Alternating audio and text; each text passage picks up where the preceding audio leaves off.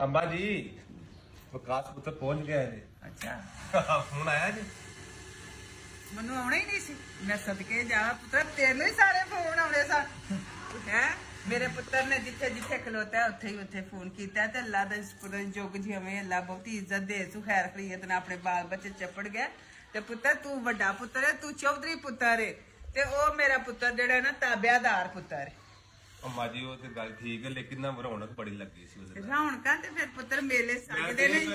वेला सोचना वा कि अम्मी जी वो गया ते इन्नी उदासी जी बनी है तुसी जाओगे तो की बनेगा फिर ते ਪੁੱਤਰ